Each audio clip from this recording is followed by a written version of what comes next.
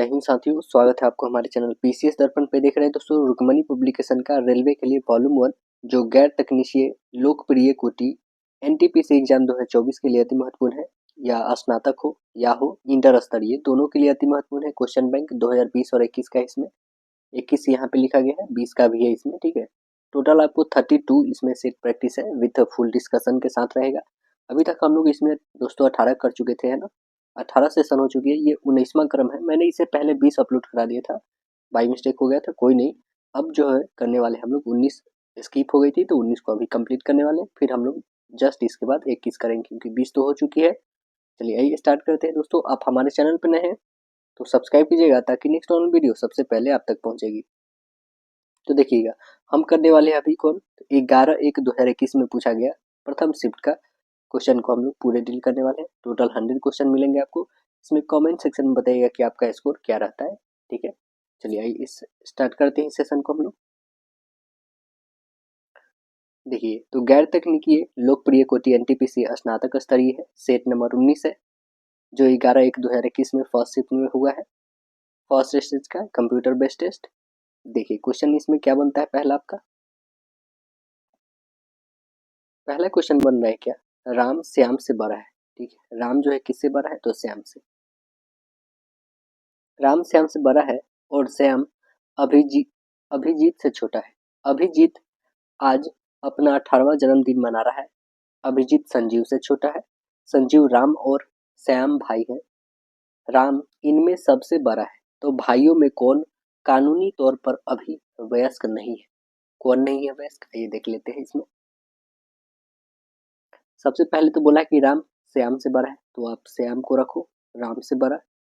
सबसे बड़ा भी है, वैसे यहाँ पे बताया गया है कि राम जो है, राम और श्याम इनमें सबसे बड़ा जो है कौन है, तो राम है।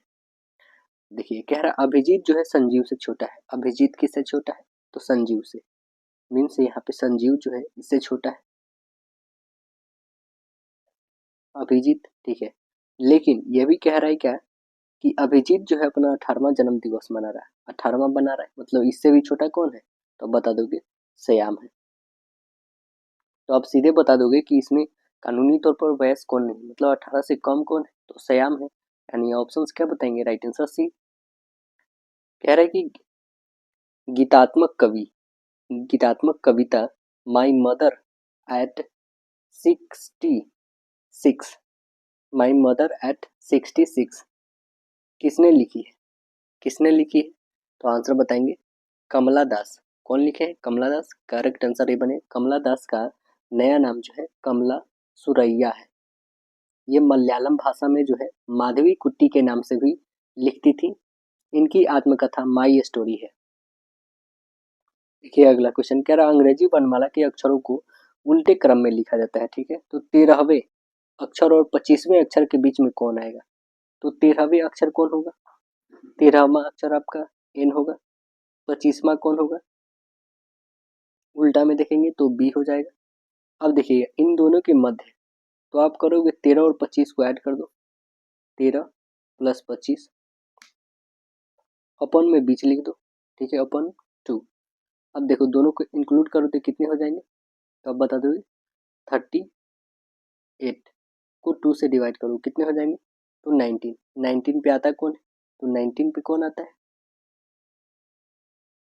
19 पे आता है एस। अब जस्ट इस एस का अपोजिट आप निकालोगे तो क्या निकलेगा, तो आप बता दोगे एच। ऑप्शन नंबर क्या बन जाएगा, राइट आंसर ए। देखिए अजय, सुनीता, कृष्णा और सुमिता 6 दोस्त है, कितने हैं, टोटल 4। इनमें से 15,000 प्रति माह के किराए घर एक घर लिए है, ठीक है ना। अजय एक महीने में केवल 15 दिन ही इस घर में रहता है, बाकी के दिन वह अपने परिवार के साथ रहता है। कृष्णा और सुमित भी काम कर रहे हैं, किंतु उन्हें साथ मिलकर अपने किराए के तौर पर 10,000 का भुगतान करने पर फैसला किया है। सुनीता पूरी महीना इसी घर में रहता है, सुनील जो है पूरे महीना इसी घर में रहता है। यदि अजय और सुनील उन दिनों की संख्या पर किराया जो है भुगतान करने का फैसला करते हैं जितने वे दिन में वे घर में रहते हैं, तो किराए में अजय, सुमित और कृष्णा की हिस्सेदारी कितनी होगी क्रमशः, ये हमें दिखानी है। तो देखेंगे यहाँ पे हम करेंगे क्या कि पहले अजय, सुनीता, कृष्णा और सुनील का यहाँ पे निकाल लेंगे। क्या कह रहा है कि 15 दिनों का काम। कितने दिनों का काम है? 15 दिनों। घर में रहता है, ठीक है। यहाँ पे लिखेंगे अजय, जस्ट इसके बाद सुनील, इसके बाद है कृष्णा, इसके बाद है सुमित, ठीक है। अब देखेंगे, कह रहा है कि 15 दिनों का रेशियो 30 दे रखा है, यानी ई कहोगे 1 तो ये 2, ठीक है। इन दोनों का सम कितना हो जाएगा? 3। ये 3 जो है ये किसके इक्वल है? तो आप बता दोगे 5000 के इक्वल है। अब जस्ट इसका जो रेशियो देखेंगे तो 3 एंड 3, इन दोनों का सम करोगे तो कितने आ जाएंगे? 6, ठीक है। ये 6 किसके इक्वल है? तो आप बता दोगे ये 10,000 के, ठीक है, दोनों देने के लिए। तो अब जो कुल इकाई है हमारे पास वो कितनी है? तो आप बता दोगे 6 और 3 9, टोटल इकाई जो है हमारे पास 9 है। 9 इकाई का 15 है, तो आप 3 इकाई का 5 नहीं निकाल देंगे? टोटल हमारे पास, अब देखोगे 3 और 3 6, 6 2 8 1 9, ये रेशियो मैं पहले देखूँ यहाँ पे। तो टोटल रेशियो कितनी है? टोटल आप 9 बता दो, है ना। 3 और 3 6, 2 8 1 9, इस 9 रेशियो का वैल्यू यही 15,000 दे रखा है, इस कारण मैंने इसे निकाला। तो इसे आप काटोगे तो एक का रेशियो कितना निकल जाएगा यहाँ पे? एक का यहाँ पे निकालोगे, एक का तो जरूरी नहीं, वैसे हम सीधे यहाँ पे 3 का निकाल दोगे तो 3 का आपके पास 5000 आएगा, जो मैंने यहाँ पे लिखा 3 का 5000, और 6 का जो है 10,000 यहाँ पे लिखा हुआ है। अब देखेंगे यहाँ पे इनका सभी का रेशियो यहाँ पे लिख देते 1 2 3। देखिए अजय, सुनील, कृष्णा और सुमित। अब देखिए इनका क्या रेशियो है? 1 और 2 का रेशियो था, जस्ट इनका 3 और 3 का रेशियो था। अब देखेंगे हम यहाँ पे करेंगे क्या कि सभी को 9 से डिवाइड करते हैं, ठीक है। सभी को 9 से हम डिवाइड कर दें। अब देखेंगे जब सभी को 9 से हम डिवाइड करते हैं तो क्या क्या आ रहा है हमारा? 1 2 3 और 3, ये सभी आ रहे हैं, ठीक है। क्या इन्हें हम ऐसे भी लिख सकते हैं 1/9, 2:9, और इसे 1:3 और इसे 1:3, इतना लिख सकते हैं। तो आंसर्स हमारे क्या बन जाएंगे? ये क्यों हो गया? क्योंकि इसे आप काटोगे तो 1 3 आ जाएगा ना, यानी आप लिख दोगे क्या? क्या ऑप्शन नंबर ये है 1/9। देखो कौन है ऑप्शन नंबर 1/3 वाले? तो ऑप्शन नंबर एक ही दिख रहे हैं और वो है ऑप्शन नंबर बी आपका करेक्ट आंसर बनेगा। देखिए इनमें से किसे भारतीय सिनेमा के जनक के रूप में जाना जाता है? किसे जाना जाता है? तो आप आंसर बता देंगे दादा साहब फाल्के। राइट आंसर सी बनेगा। अगला क्वेश्चन कह रहा है धारणा और कथन दे रखा है हमारे पास, तो आइए कथन को रीड करते हैं। भारतीय क्रिकेट टीम के विश्व कप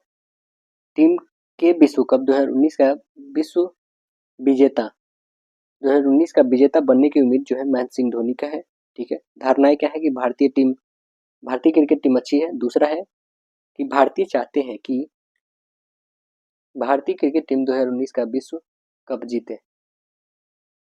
तो क्या हमारा धारणाएं बनेगा? तो आप बताओगे धारणाएं हमारी है केवल एक इसमें निहित करेगी, ऑप्शन नंबर बी बनेगा आपका। अब देखेंगे क्वेश्चन नेक्स्ट है क्या कि कूट भाषा में जी को 20 लिखा गया, ई को 22 लिखा गया। तो वैसे कूट भाषा में ग्रेड को क्या लिखेंगे हम लोग? तो ग्रेड को क्या लिखेंगे? जी को देखें ना 20 लिखा गया, तो 20 से सभी स्टार्ट है, ठीक है। तो आप लिखो 20, जस्ट आर। आर को क्या लिखेंगे फिर हम लोग? तो जस्ट इसका अपोजिट लिखा गया, तो आर का 9 लिखते हैं। ई ई का क्या लिखोगे? तो यहाँ 22 लिखाएंगे, 22 लिखेंगे। तो इसमें तो है नहीं, इसे काट दो 22, इसमें भी नहीं, इसमें भी नहीं, 22 इसमें दिख रहा है, यानी ऑप्शन नंबर क्या बन जाएगा? Right answer option D. देखिए अगला क्वेश्चन कह रहा है कि इसमें अल्फा और बीटा बहुपद दे रखे x² - 5x प्लस के शून्य इस तरह से है कि अल्फा माइनस बीटा इक्वल 1 है, तो k का वैल्यू बताना है कि क्या होगा। k का वैल्यू क्या हो जाएगा यहाँ पे? पहले तो हम शून्यकों का योग और पहले योग निकाल के देख लेते हैं क्या होगा। तो योग होता क्या है? अल्फा प्लस बीटा, मतलब -b/a होता है। तो -b क्या है? -5, माइनस माइनस क्या हो जाएंगे? तो प्लस, 5/a का वैल्यू क्या है, तो कुछ नहीं मतलब 1 है। तो आप बता दो कि अल्फा प्लस बीटा जो आ गया हमारे पास कितना आ गया, अल्फा प्लस बीटा इक्वल आपके 5 आ गए। ओके, अब देखेंगे जो हमारा इक्वेशंस था ये, और ये दूसरा हमारा इक्वेशंस आ गया। ठीक है, अब मूलों का जो योग हमारे आगे है, इससे हम बना सकते हैं क्या कि फर्स्ट एंड सेकेंड से हम लोग ये लिख सकते हैं हमारे कि अल्फा इक्वल 5+1/2 यानी हो जाएगा 3, और बीटा इक्वल आप लिख सकते हो 5-1/2 यानी 2 लिख सकते हैं। तो मूलों का गुणनफल क्या हो जाएगा, तो आप मूलों का गुणनफल बता दोगे C/A होता है। C कितनी है, तो C यहाँ पे हमारे पास है K, और A कितना है 1, मतलब कितना आ गया K। तो अब देखेंगे कि अल्फा इंटू बीटा कितनी आ गई K, अल्फा की वैल्यू निकल चुकी है 3, बीटा का 2 आ चुका है, तो K की वैल्यू कितनी आ जाएगी 3×2=6, ऑप्शन नंबर सी। देखिए, कंप्यूटर के संदर्भ में किसी स्टोरेज डिवाइस, जो स्टोरेज डिवाइस से डेटा प्राप्त करने या किसी परिधीय इकाई से डेटा प्राप्त करने के लिए किया गया समय डैश के रूप में जाना जाता है। किसके रूप में जाना जाता है, तो आंसर्स बताएंगे, यह एक्सेस टाइम के रूप में जाना जाता है। ऑप्शन नंबर बी बनेगा, आपको एक्सेस टाइम्स के रूप में जाना जाता है। चलिए देखेंगे नेक्स्ट क्वेश्चन, कह रहा है कि अंतरराज्य विवाद, अंतरराज्य विवादों में समन्वय के लिए भारत के संविधान के निम्नलिखित में से किस अनुच्छेद के तहत एक अंतरराज्य परिषद का गठन किया गया है, वह कौन सा आर्टिकल है, तो उस अनुच्छेद का नाम है अनुच्छेद 263, अनुच्छेद 263 है। ऑप्शन नंबर बी बनेंगे आपके। देखिएगा, जैसे अनुच्छेद 19 में क्या होगा, तो इसमें बोलने की स्वतंत्रता है। अनुच्छेद 19 में 6 स्वतंत्रताएं उल्लेखित है इसमें, है ना। अनुच्छेद 356, अनुच्छेद 356 में क्या है, तो राज्य में जो संवैधानिक तंत्र जब विफल हो जाती है, तो उस दशा में राज्य में आपात उद्घोषणा कौन करते हैं, राष्ट्रपति, मतलब राष्ट्रपति शासन लागू होती है। फिर आर्टिकल 352 में क्या है, तो अनुच्छेद 352 में है, यह व्यवस्था किया गया है कि यदि राष्ट्रपति को यह आभास हो जाता है कि युद्ध बाह्य हो या फिर आंतरिक जो है, मतलब आक्रमण सहस्त्र विद्रोह से हो, तो भारत या किसी राज्य के क्षेत्र किसी भाग की सुरक्षा को खतरा है, तो वह राष्ट्रीय आपात की उद्घोषणा कर देते हैं आर्टिकल 352 के तहत। अब देखेंगे इसमें बताना है P अनुपस्थित का मान हमें बताना है कि होगा क्या यहाँ पे। ठीक, तो आइए देखते हैं हम लोग P का वैल्यू क्या होगा, जिसमें माध्य दे रखा है 12.58। तो आपको माध्य निकालना आता होगा, सिग्मा एफ एक्स ओपन होता है सिग्मा एफ, है ना, जिसमें दे रखा है इसका वैल्यू कितना 12.58। पहले सिग्मा एफ एक्स आप फाइंड कर लोगे, तो सिग्मा एफ एक्स क्या होगा, इस दोनों का गुणनखंड यानी 5×2 = 10, 8×4 = 40, ये हो जाएगा 80, और इसे गुना कर लेंगे कितने हो जाएंगे 12×2 = 24, 12×2 = 24 और 2 6 264 7p, और ये हो जाएंगे आपके 80, और ये हो जाएगा 50। सभी को इंक्लूड कर लेंगे यहाँ पे, तो जोड़ने पर कितने आ जा रहे हैं, जोड़ने पे हमारे पास आ जा रहे हैं दोस्तों टोटल 524 और प्लस 7p। ओके, अब ये हमारा x जो है इसे भी इंक्लूड करने होंगे, f को इंक्लूड करने होंगे, तो f को इंक्लूड कर लेंगे, कितने आ जाएंगे हमारे पास, f को इंक्लूड हम करते हैं तो टोटल हमारा 50 आ रहा है। ठीक है, ये 50 आ गया, बस यहाँ पे रखते हैं हम। देखिए सिग्मा एफ एक्स था, सिग्मा एफ एक्स कितना आ गया हमारे पास, तो सिग्मा एफ एक्स बता देंगे आप 524 और plus 7p open total number कितने 50 इक्वल हो जाएगा 12.58। अब क्रॉस मल्टीपल कर लेंगे, इसको इससे गुना, ठीक है, इसको इससे गुना, चलिए तो गणेंगे, इससे कितना हो जाएगा 524 प्लस 7p इक्वल में हो जाएगा 12.58 और गुने हो जाएगा 50। तो आप p का वैल्यू यहाँ पे निकाल लोगे, कितने हो जाएंगे 12.58 गुने 50, और ये घट जाएगा जाके 524 उधर घटेगा, यानी हो जाएंगे आपके पास 629 माइनस हो जाएगा 524, घटा दोगे तो 105, 32 कर दो, तो 105 और 32 काटो इसे, कितने टाइम में 15, यानी ऑप्शन नंबर क्या बन जाएगा, तो राइट आंसर यहाँ पे बी बनेगा, 15 फुलफिल होगा। बताइए एक बस 20 मिनट में 5 किलोमीटर की दूरी तय करती है। यदि इसकी चाल 3 किलोमीटर प्रति घंटा कम हो जाती है तो उसी दूरी को तय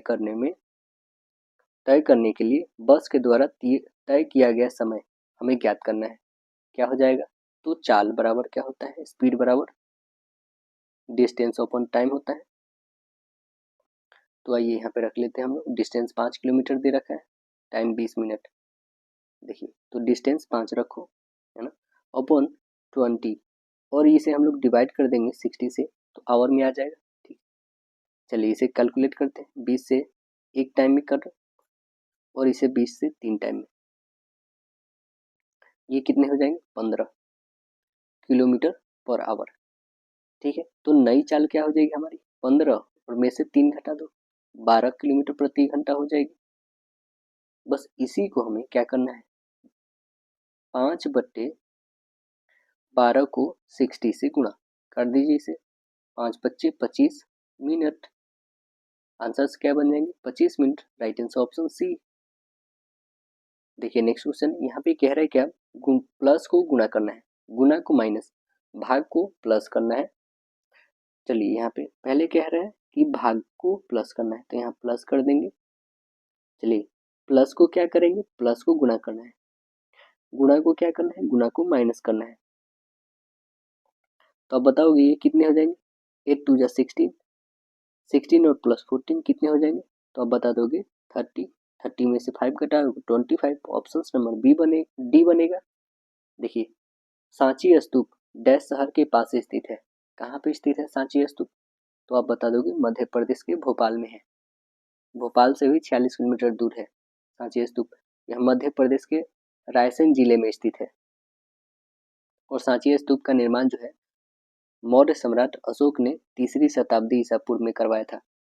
सांची जो था, सांची अभी जो है स्तूप में बुद्ध के अवशेष पाए जाते हैं। सांची का स्तूप बुद्ध के परिनिवारण का प्रतीक है। इसको यूनेस्को में कब जोड़ा गया था? तो आप बताओगे 1989 में जो है विश्व विरासत स्थल का दर्जा इसको दे दिया गया। और 200 रुपये का जो नोट है दोस्तों, 200 रुपये का जो नोट है उस पर सांची का स्तूप चित्रण है। देखिए 1992 में ब्राजील में आयोजित हुआ United nation conference on environment and development UNCED को किस नाम से जाना जाता है? किस नाम से जाना जाता है? तो आप आंसर क्या बताएंगे? राइट आंसर ऑप्शन बी, पृथ्वी शिखर सम्मेलन। कब हुआ था? तो 1992 में, 1992 में। ऑप्शन नंबर क्या बनेगा? राइट आंसर ऑप्शन बी बनेगा, पहली बार हुआ था। अगला देखेंगे क्या है यहाँ पे कि 150 अपॉन 115 पॉइंट में दे रखा है। इस डेसिमल को आप रिमूव करोगे, यहाँ पे कितने आ जाएंगे? 3 जीरोज। इस डेसिमल को रिमूव करोगे तो एक ही जीरो आएगा। ठीक है नीचे। अब देखिए कि यहाँ पे एक जीरो है, यहाँ पे 3 जीरो है। क्या 154 154 कटा? ठीक है, यहाँ पे कितने हमारे पास टोटल कैलकुलेट करेंगे तो हमारे आ जाएंगे 10,000 इक्वल कितने हो जाएंगे? 154 कितने होंगे ना? तो आप बता दोगे कि इसे हम क्रॉस मल्टीपल यदि करते हैं, क्योंकि x तो हमारा यहीं पे रह जाएगा 1। अब इसे क्रॉस मल्टीपल कर देंगे तो x की वैल्यू कितनी आ जाएगी? 154 ओपन में 10,000 आ जाएगी। तो इसे आप कैलकुलेट करोगे तो डेसिमल 0.154 होगा। तो आंसर्स क्या बन जाएंगे? राइट आंसर ऑप्शन बताएंगे, ऑप्शन नंबर ए। चलिए देखिए अगला क्वेश्चन कह रहा है कि एक निश्चित दूरी तय करने के लिए ए और बी की चाल का अनुपात कितना है? तो 7, 4 और 5 के अनुपात में है। ए गंतव्य तक पहुंचने में 20 से 20 मिनट अधिक लेता है, तो गंतव्य तक पहुंचने के लिए ए के द्वारा लिया गया समय कितना हमें ज्ञात करना है। देखिए कितना ए के द्वारा लिया गया समय, दोनों की जो स्पीड है वो कितना है? 4 और 3 का, 4 और 5 का रेशियो है ए और बी का। अब देखिए जो इसका टाइम है वो टाइम का जस्ट अपोजिट हो जाएगा 5 और 4 का। तो दोनों के बीच का डिफरेंस कितना है? एक का। एक ही ने कितना मिनट ले रहा है? 20 मिनट। ठीक है, ए द्वारा लिया गया समय कितना है? तो ए द्वारा लिया गया समय कितना है? तो आप बता दोगे टाइम 5 लिया गया। ठीक, तो ए के द्वारा लिया गया समय हो जाएगा आपका 5, यानी 100 मिनट। ए के द्वारा लिया कितना टाइम 100 मिनट। अब देखो 100 मिनट को क्या हम लोग ऐसे लिख सकते हैं कि 60 मिनट और प्लस 40 मिनट लिख सकते हैं, यानी 1 आवर और प्लस यहाँ पे लिख सकते हैं 40 को 40/60। इसे काटोगे तो कितने आ जाएंगे, तो 2/3। इसको अब लिख लेंगे 1 प्लस 2/3। इसे बनाएंगे तो कितने हो जाएंगे, 3 और 2 5, 5/3। कितने घंटे लगे, तो अब बता दोगे 5/3 आवर लगे। राइट आंसर ऑप्शन सी बनेगा। देखिए अगला कह रहा है, क्वेश्चन क्या है, कृषि और आपदा निगरानी के लिए भारतीय प्रौद्योगिकी संस्थान कानपुर के द्वारा परिकल्पित और विकसित जो है नैनो सैटेलाइट का क्या नाम रखा गया था। क्या नाम रखा गया था इसका, तो अब बताइए जुगनू। ऑप्शन नंबर क्या बनेगा, राइट आंसर बी, इसका नाम रखा गया है जुगनू। यह रिमोट सेंसिंग जो है क्यूबेसैट उपग्रह है जिसका विकास जो आईआईटी कानपुर ने किया है ना। इसे पृथ्वी की निम्न कक्षा में स्थापित किया गया था। देखिए अगला क्वेश्चन कह रहा है कि यूएन के 8वें महासचिव बान की मून मूलतः कहाँ के निवासी हैं। यह कहाँ के निवासी हैं, तो आंसर बताएंगे दक्षिण कोरिया के हैं। राइट आंसर बनेगा ऑप्शन नंबर यहाँ पे सी बनेगा। अभी वर्तमान में संयुक्त राष्ट्र के महासचिव कौन है, तो एंटोनियो गुटेरस है, जो कहाँ के हैं, तो बताएंगे पुर्तगाल के हैं। संयुक्त राष्ट्र के प्रथम महासचिव कौन थे, तो अब बता देंगे ये ट्रिगवेली थे, है ना। चलिए नेक्स्ट क्वेश्चन देखेंगे हम लोग क्या है। कह रहे हैं कि 3 महीने के लिए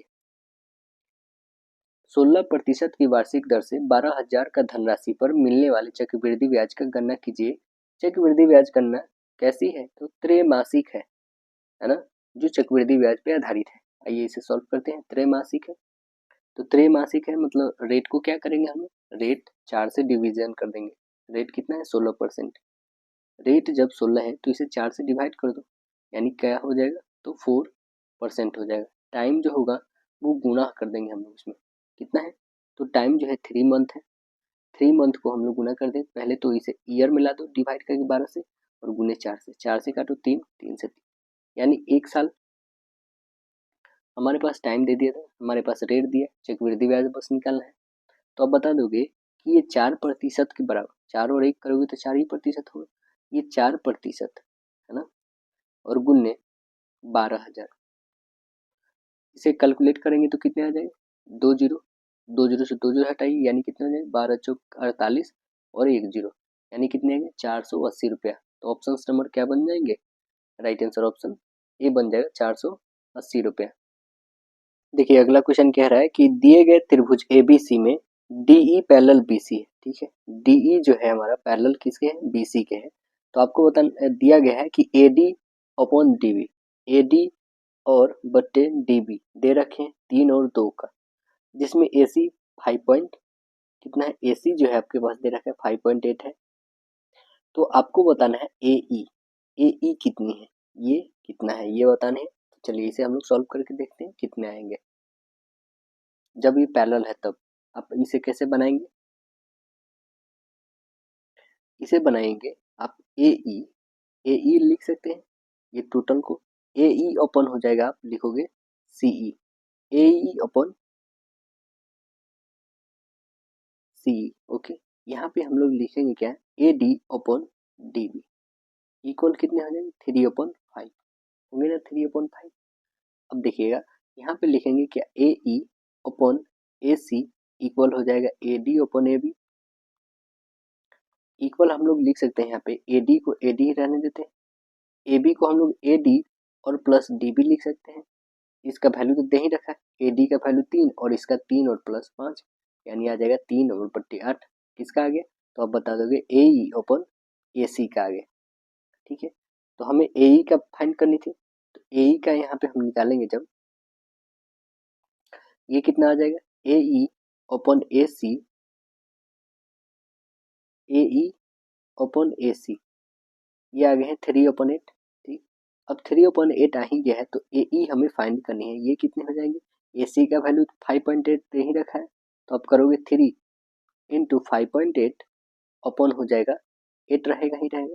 इसे काट के देखिए, कटेंगे तो काटिए,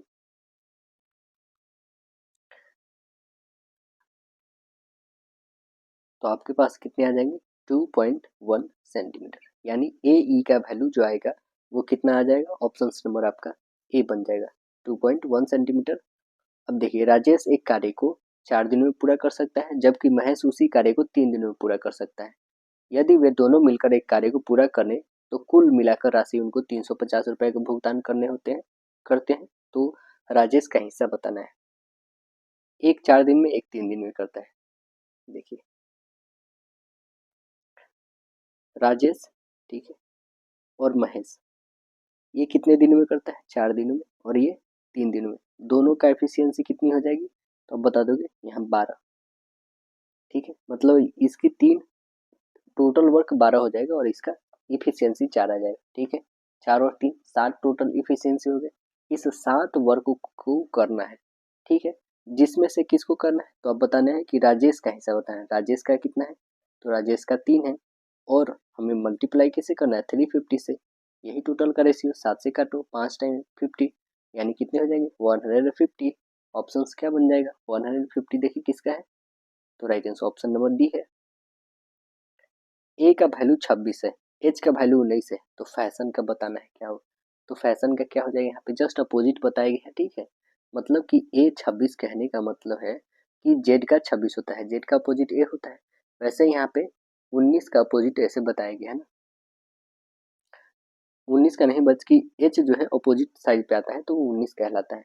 तो ऐसे देखेंगे एफ, एफ जो है वो 21 कहलाएगा, 27 में से 6 तो 21, सेम ए का 26 होगा ही होगा, 21 और 26 किस में है, तो सभी में है 21 26, ठीक है।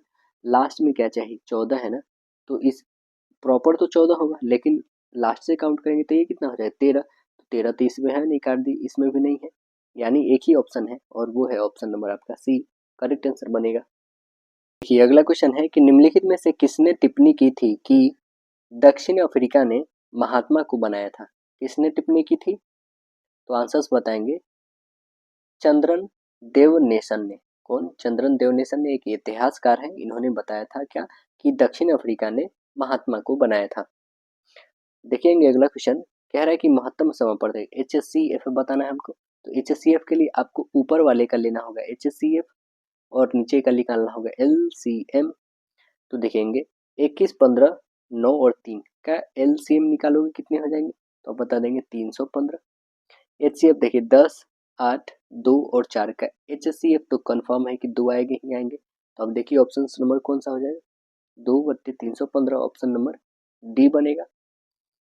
कह रहा है भारत में किंग्स जॉर्ज पंचम और क्वीन मैरी का स्वागत के लिए 1911 में गेटवे ऑफ इंडिया को पारंपरिक डैश शैली में बनाया गया था। कौन सी शैली में बनाया गया था, तो आंसर बताएंगे इंडो सार्सेनिक शैली में बनाया गया था। आंसर्स बताएंगे राइट आंसर ऑप्शन डी, और यह कब हुआ था, 1911 में हुआ था। भारत में इंडो सार्सेनिक शैली की शुरुआत जो है वस्तुतः अंग्रेजी वास्तुकारों ने 19वीं शताब्दी में किया था। कह रहा है आधुनिक विद्युत जनरेटर डैश सिद्धांत पे कार्य करता है। कौन से सिद्धांत पे कार्य करता है, तो आंसर्स बताएंगे विद्युत चुंबकीय प्रेरण पे, ऑप्शन सी बताएंगे विद्युत चुंबकीय प्रेरण पे कार्य करते हैं। एसी जो होती है, एसी जनित्र या फिर डायनेमो ऐसी युक्ति है जो यांत्रिक ऊर्जा को किस में बदलती है, विद्युत ऊर्जा में बदलती है। जनरेटर फ्लेमिंग के दाएं हाथ के नियम पर कार्य करता है। विद्युत मोटर विद्युत धारा के चुंबकीय प्रभाव पर आधारित है। देखेंगे क्वेश्चन अगला, कह रहा है कि 1/4 प्लस 1/4 गुने 5 प्लस 1/4 गुने 5 गुने 6 का मान ज्ञात करना है, हमें दशमलव के 2 स्थान तक बताने हैं। तो चलिए इसे सॉल्व करते हैं और बना के देखते हैं क्या आएगा। 1/4 तो रहने देते हैं, 1/4 यहाँ से कॉमन, इसमें से भी 1/4 कॉमन कर लेंगे, तो क्या बचेगा यहाँ पे, 1/4 यदि कॉमन कर लेते हैं या फिर इसे मल्टीपल कर लोगे तो 20 आ जाएगा, इसे 20 और 6 करोगे तो 120 आ जाएगा। सभी को ऐड कर लेते हैं यहाँ पे, 120 यहाँ 20 यहाँ 4, यानी एलसीएम आप यहाँ पे इजिली 120 ले सकते हैं। बट 1/4 का वैल्यू पता होगा क्या आता है, तो इसे डिवाइड कर दोगे 4 से, कितना हो जाए 0.25 आता है, प्लस ये कितना है 22 है, 20 है हमारा, ठीक है, ये 20 यानी 2 गुने 10 लिखते हैं ना, तो 2 गुने 10 कहने का मतलब 10 का यदि आप लिखोगे तो 0.1 और उसे भी आधा कर दोगे तो कितना हो जाएगा 0.05 हो जाएगा, प्लस रखेंगे यहाँ पे देखेंगे क्या हो जाएगा, तो 20 और 6 120 आया है, 120 को जब डिवाइड करोगे ना तो 0.0083 आएगा। तो इसे आप ऐड कर ले। हमें डेसिमल के मात्र 2 डिजिट तक ही बतानी है, तो ऐड करेंगे तो कितने आ जाएंगे हमारे पास। ऐड करने पे आ जाएंगे 0.3083। इसे हम लोग क्या लिख सकते हैं लगभग, क्या 31 नहीं बता सकते हैं? यस बिल्कुल, 0.31 लिख सकते हैं। तो ऑप्शन नंबर देखिए 31, राइट आंसर ऑप्शन बी है। कह रहा है कि यह कि गुजरात स्थित जो है जूनागढ़ की गिरनार पहाड़ियाँ डैश आमों की किस्म के लिए प्रसिद्ध है। कौन से आमों के लिए प्रसिद्ध है ये? तो केसर आमों के लिए। आंसर्स बताएंगे, राइट आंसर ऑप्शन ए बनेगा। गिरनार पहाड़ियाँ जो है केसर आमों के किस्म के लिए प्रसिद्ध है। गिरनार पहाड़ियाँ का एक पवित्र स्थान है जो जैन धर्मावलंबियों के लिए महत्वपूर्ण तीर्थ स्थल माना जाता है। केसर जो है आम गुजरात की एक प्रमुख आम की किस्म है। देखिए अगला क्या कह रहा है, यहाँ पे रीजनिंग है हमारे पास, इसे देखिए सॉल्व करते हैं। बी से एफ यानी कितना इंक्रीज किया, 2 से यहाँ पे 6 यानी 4 इंक्रीज किया है। ठीक है, अब देखेंगे फिर यहाँ से 12 से 8 मतलब 4 घटा है। फिर यहाँ पे देखेंगे सी से जी 4 बढ़ा है, 4 बढ़ रहा है, 4 घट रहा है ना। तो अब खुद देखो यहाँ पे की है तो पहले बढ़ाएंगे। 11 से 4 15 ओ से स्टार्ट होना चाहिए, सभी ओ से स्टार्ट है। फिर 8 से 4 कम यानी कितने होंगे, 8 से 4 कम करोगे तो 4 यानी डी। तो ओ के बाद क्या आना चाहिए, डी आना चाहिए। मतलब डी और बी ऑप्शन तो कट गए आपके, ओ और डी। तो 2 ऑप्शंस कट गए, 2 ऑप्शन है अभी। चलिए देखते हैं, फिर हमें बढ़ाना है तो 23 से 4 बढ़ा दोगे तो कितने हो जाएंगे, 23 और 4 27 यानी 26 और 1 27 ए आ जाएगा। तो ऑप्शन नंबर ए भी कट गया यानी राइट आंसर ऑप्शन ए बनेगा। देखिए अगला क्वेश्चन कह रहा है कि निम्नलिखित में कौन सी ई शॉपिंग वेबसाइट नहीं है, कौन सी नहीं है ई शॉपिंग वेबसाइट। तो आंसर बताएंगे www.twitter.com जो है यह एक शॉपिंग वेबसाइट नहीं है। ऑप्शन नंबर सी बनेगा। देखिए cot 16 a बराबर 12 लिखा गया है तो हमें sin a plus cot a upon sin a minus cos a का वैल्यू बताना है कि कितना होगा। तो देखेंगे इसे हम लोग ऐसे लिख सकते हैं cot बराबर 12 अपॉन 16।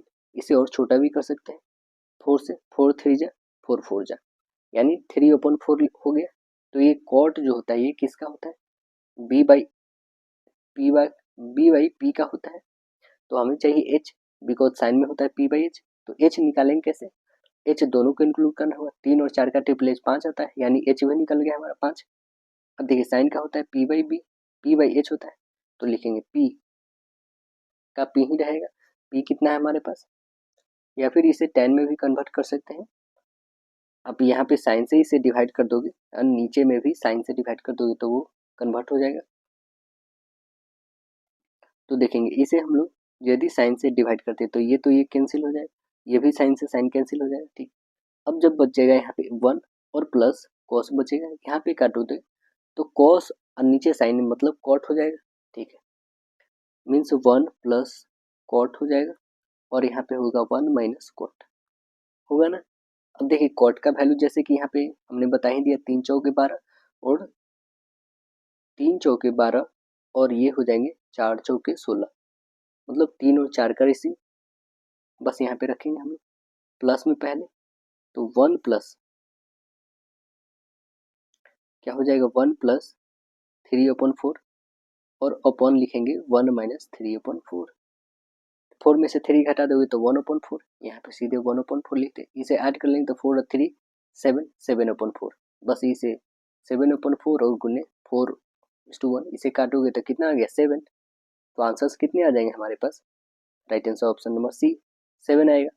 देखिए अगला क्वेश्चन कह रहा है कि किसी कूट भाषा में लेटर को ये लिखा गया है, ठीक है, वैसा ही इसको ये लिखा गया है तो हमें बताना है कॉमन का क्या होगा। तो सी का क्या हो जाएगा, सी का 3 से ही स्टार्ट होगा, 3 रखेंगे। ठीक है, ओ का क्या होगा तो 15 होगा, ओ का कितना होगा 15 होगा। ओके, तो 15 किस में है तो आप ऑप्शन बी और ऑप्शन डी काट दोगे। 15 या तो आपका ए या तो सी होने वाला है, कंफर्म है इसमें। अब देखेंगे 15 के बाद है एम, एम कितने पे आता है 13 पे आता है तो 13 को भी रखो, इसमें भी 13 है इसमें भी 13 है। ठीक है, जैसे इसके बाद है एन, तो आप इसमें क्या करेंगे, एक इंक्रीज करेंगे, n को लिए 14 आएगा, ठीक है, दोनों में 14 दे रखा है, जस्ट यहाँ पे फाइनल हो जाएगा। वो होता है 15 के लिए, बट यहाँ पे क्या करना है, एक नहीं बल्कि यहाँ पे हमें 3 घटानी है। तो 15 पे होता है, आप 3 घटा लोगे तो 12, यानी 12 किस में है, ऑप्शन नंबर आपके राइट आंसर ऑप्शन सी में है। तो ऑप्शन नंबर सी बनेगा आपका करेक्ट। देखिए यहाँ पे दिए गए विकल्प में से उस संख्या को हमें ज्ञात करना है जो 3 के पावर 61 प्लस 3 के पावर 62 ऐसे करके 3 के पावर 64 तक दिया है को पूर्ण रूप से विभाजित करेगी। तो आप खुद देखेंगे कि यहाँ पे 3 के पावर यदि 61 को कॉमन कर लिया जाए तो 1 प्लस यहाँ पे कितने बचेंगे, 3 के पावर 1 बचेगा, प्लस यहाँ 3 के पावर कुछ नहीं मतलब 0 आप लिख सकते हैं, मीन्स 1 ही होगा। 3 के पावर यहाँ 1 बच गया, 3 के पावर यहाँ पे 2 बच गया, यहाँ पे 3 के पावर 3 बच गया। अब देखेंगे ये 27 हो गया, ये 9 हो गया, ये 3 तो रहेगा, ये 0 का 1 हो गया, 3 के पावर 0 है मतलब 1 है। अब देखिए 3 और 1 4 हो गया, ओके, कितने हो गए हमारे, 4 हो गए। और ये कितने होंगे, प्लस 9 और प्लस ये कितने होंगे 27, तो ऐड कर लेंगे, कितने हो जाएंगे 13 और यहाँ पे 27 को ऐड कर लो तो हो जाएंगे 0 और 2 1 3 1 4 यानी 40 आ गए। 3 के पावर 61 और यहाँ पे 40 कितने आ गए ना, ये किससे डिविजिबल है ये हमें बतानी है। तो ये किससे डिविजिबल है, तो यह जो डिविजिबल है दोस्तों ये आपका 30 से विभाजित होगी, किससे होगी, 30 से विभाजित होगी कैसे, तो देखेंगे 3 के पावर यदि 61 है तो 3 के पावर 60 हम लिख के 3 के पावर 1 लिख सकते हैं, गुने 10 और गुने 4 लिख सकते हैं, बस 3 के पावर 60 और इंटू 30 इंटू 4 इतना तो लिख ही सकते हैं हम लोग, 3 इंटू 10 30 और 4 का 4। तो इस कारण जो है हमारा ऑप्शन नंबर क्या बना है, राइट आंसर ऑप्शन ए बना है 30। महेश ने अपने स्टॉक का 3/4 हिस्सा 20% लाभ पर और शेष स्टॉक 15% लाभ पर बेचता है, तो कुल लाभ का प्रतिशत हमें ज्ञात करना है कि कितना हो जाएगा, कुल लाभ का कितना हो जाएगा प्रतिशत। तो पहले क्या कर रहा है, 3/4 रेशियो में, 3/4 के रेशियो में 20% का है ना, तो यहाँ पे 20% लिखेंगे, प्लस कह रहा है 1/4 कितने, 1/4 कितने प्रतिशत, तो 15%। चलिए अब इसे सॉल्व करते हैं, 4 से काटोगे, 4 से 5 टाइम में क्या ये कटने वाले हैं, नहीं बिल्कुल नहीं। तो इसे हम लोग सॉल्व करते हैं, ये हो जाएंगे 15 और प्लस इसे आप डिवाइड करोगे तो ये आ जाएगा 3.75। ऐड करते हैं 15 और 13 18 हो जाएगा 0.75 यानी लगभग आप बोल सकते हैं 19%। तो आइए देख लेते हैं ऑप्शन नंबर क्या है, तो आप आंसर बता देंगे, राइट आंसर सी 19%। कह रहा है यदि x बराबर r sine a cos c y equal लिखा है r sine a sine c z equal r cos a है, तो एक्स स्क्वायर वाई स्क्वायर और प्लस जेड स्क्वायर का वैल्यू हमें बताना है कि क्या होगा। तो आइए यहाँ पे सॉल्व करके देखते हैं कि x square plus y square plus z square की वैल्यू होगा क्या, जिसमें एक्स की वैल्यू दे रखी है, आपको जस्ट लिखवाया गया है, इसमें है ही एक्स की वैल्यू, वाई की भी वैल्यू, जेड की भी वैल्यू दे रखा है। तो r sine a into cos c दे रखा है, ये आपकी एक्स की वैल्यू है ना, वैसे दिया है एक्स वाई आप लिख लेना यहाँ पे, एक्स वाई और जेड की वैल्यू जो दिया है। अब हमें जो फाइंड करना है उस पर हम लोग फोकस करते हैं कि x square plus y square और प्लस जेड स्क्वायर इसे कैसे सोल्व करेंगे। तो पहले से मैंने रिटर्न करा है इसे, देखिए कि x square plus y square plus z square की वैल्यू निकालनी है, तो हमने लिखा r sine a into cos c का whole square plus r sine a into sine c का whole square plus r cos a का होल स्क्वायर है। इसे आप आगे लिखोगे तो r square sine square a into cos square c होगा। फिर आगे इसे सोल्व करेंगे तो r square sine square a into sine square c plus हो जाएगा r square cos square a होगा। फिर नेक्स्ट साइन सॉल्व करेंगे तो r square sine square a होगा, है ना, इंटू लिखेंगे कॉस स्क्वायर सी और प्लस साइन स्क्वायर सी और प्लस हो जाएगा आर स्क्वायर कॉस स्क्वायर होगा। जस्ट आगे आप इसे सॉल्व करेंगे तो आपके पास क्या मिल जाएंगे कि आर स्क्वायर है ना साइन स्क्वायर ए और इंटू हो जाएगा 1 और प्लस हो जाएंगे r square cos square. Just इसके आगे आप सोल्व करोगे तो आर स्क्वायर यहाँ पे आपके निकलेंगे साइन स्क्वायर ए और प्लस हो जाएगा cos square a. Means sine square plus cos square 1 होता है, यानी आर स्क्वायर रह जाएगा बस। यानी ऑप्शंस क्या बन जाएंगे, तो राइट आंसर ऑप्शंस यहाँ पे हमारा आर स्क्वायर। देखिए ऑप्शंस नंबर कौन है, तो right answer option number D है। चलिए अगला क्वेश्चन देखेंगे। वह छोटी से छोटी पूर्ण संख्या ज्ञात करें जिसे इसके अनुपात 5 और 6 की दो संख्याओं में से घटाने पर प्राप्त अनुपात जो है 17 और 22 से कम होता है। आइए इसे सॉल्व करके देखते हैं। कह रहा है कि 5 यहाँ पे और बट्टे 6 से कम होती हो, मतलब -6 17/22, यही ना। चलिए अभी से सॉल्व करेंगे तो कितने हो जाएंगे, 22 से 5 में करोगे तो 110 माइनस ये हो जाएगा 22x, बड़े होंगे किससे 102 हो जाएगा यहाँ पे माइनस 17x। इसे सॉल्व करिए तो यहाँ पे 22x है, ये 17x है, तो इधर आके इसे जोड़ लेते हैं या फिर इसको ही इधर भेज देते हैं ताकि माइनस से प्लस में चेंज हो जाएगा। तो ये कितने हो जाएंगे 22 से 17 यानी 5x होगा।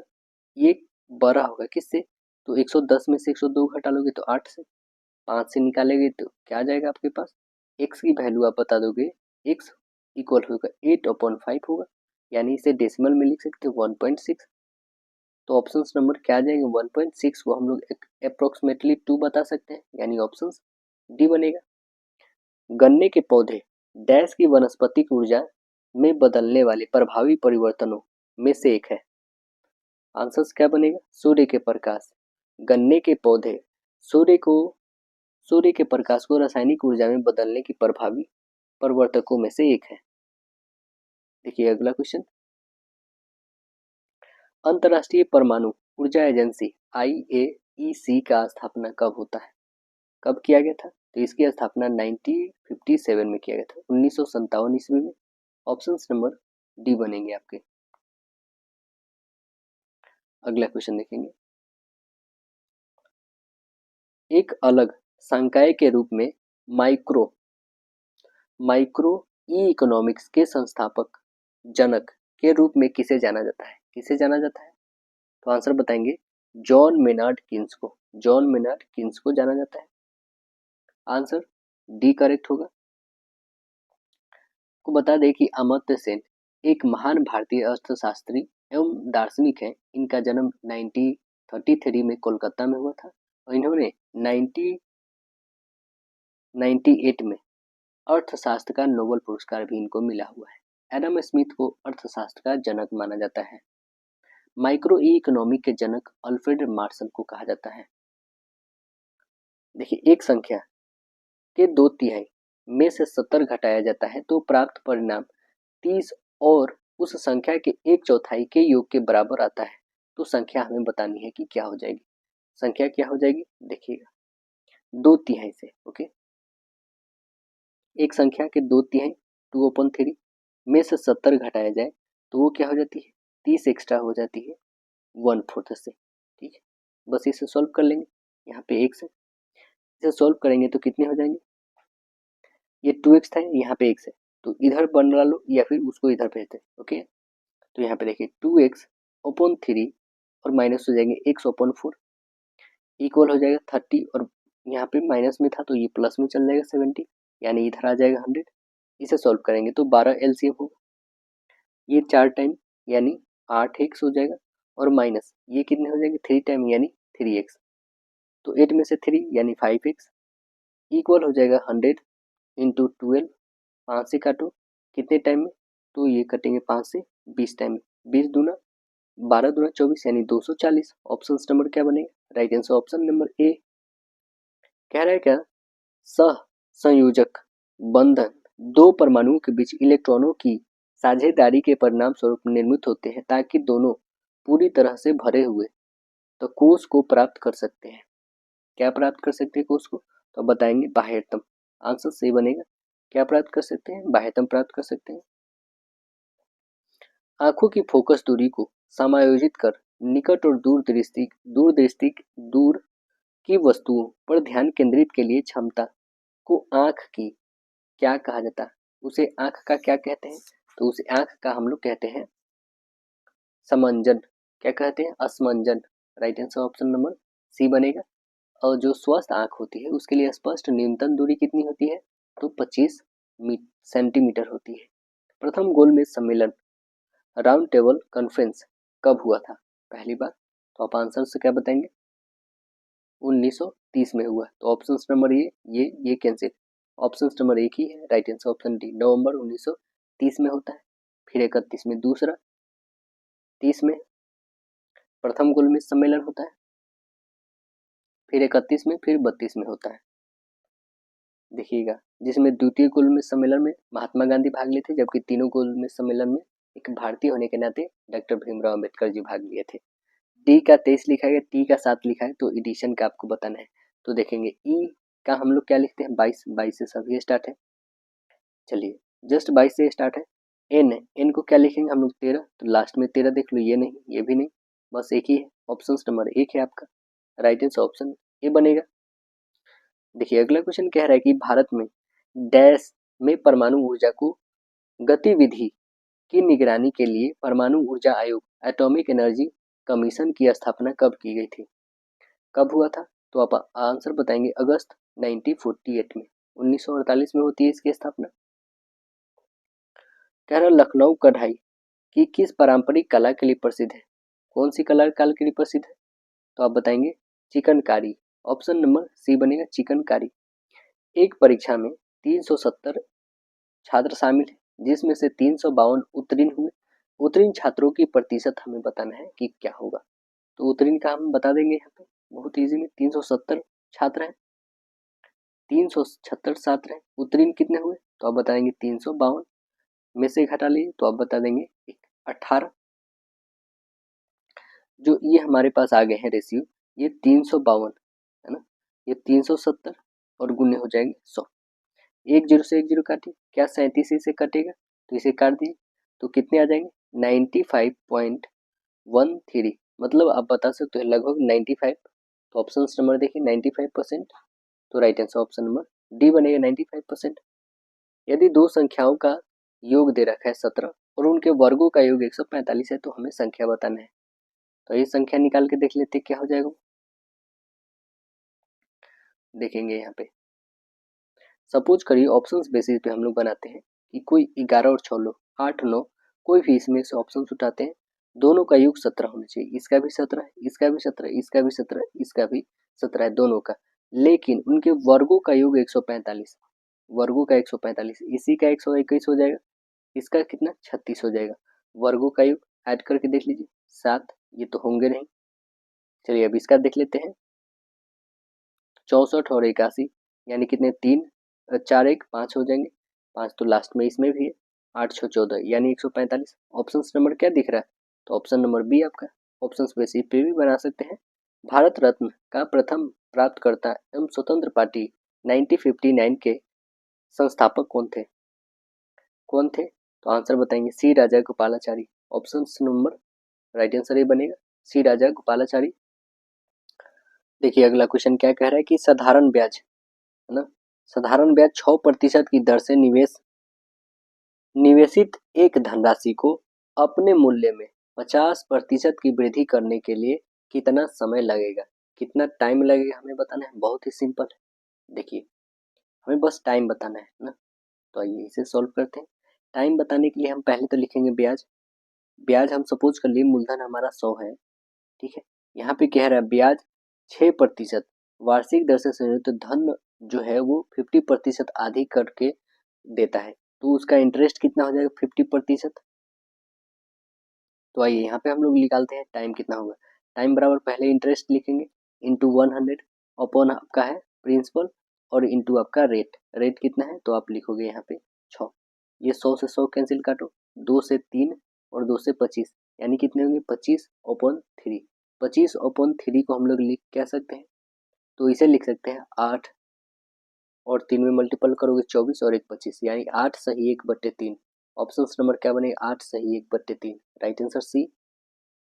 कह रहा है कि एक नदी पर बनाया गया एक पुल नदी तट के साथ 45 डिग्री की कोण बना रही है। यहाँ पे का कोण बनाती है जैसे कि दिए गए चित्र में दिखाया गया है। यदि पुल की लंबाई 150 मीटर, पुल की लंबाई 150 है, तो आपको बताना है चौड़ाई कितनी है इसकी, मतलब हमें परपेंडिकुलर बतानी है। तो परपेंडिकुलर नहीं निकालेंगे जिसमें आपके एच और पी है ही नहीं, तो आप खुद बता दोगे कि पी और एच किस में होते हैं, साइन में होता है। तो साइन 45 के बारे में पूछा गया, साइन 45 का 1/√2 होता है। 1/√2 पी तो हमारे पास है नहीं, एच आपके पास 150 दे रखे हैं, मीन्स इसका क्या बता दोगे, पी और √2 में गुना करोगे तो पी इक्वल हो जाएगा कितने, 150/√2। इसे रेशनलाइज भी कर सकते हैं, तो रेशनलाइज करोगे √2 और गुने √2 यहाँ पे होगा, तो 2 और 2 कितना हो जाएगा, 2 150/2/2 हो जाएगा, 2 से काटो 75/2। ऑप्शन नंबर क्या बताओगे, ऑप्शन नंबर बी बताएंगे। देखिए 2019 का है ये करंट अफेयर। 2019 में निम्नलिखित में कौन से देश को यूएस ट्रेजरी विभाग के द्वारा प्रमुख व्यापारिक भागीदारी की मुद्रा जो है निगरानी सूची से हटा दिया गया है, तो किसे हटा दिया गया, तो आंसर्स बताएंगे ऑप्शन नंबर सी, भारत को, है ना। भारत को जो है दोस्तों यह मुद्रा निगरानी सूची से हटा दिया गया है। देखिए अमेरिका ने मुद्रा संबंधी जो क्रियाकलापों पर नजर रखने के लिए भारत, चीन, जापान के साथ साथ जर्मनी, दक्षिण कोरिया और स्विट्जरलैंड जैसे देशों को भी अक्टूबर 2018 में निगरानी सूची में शामिल किया था।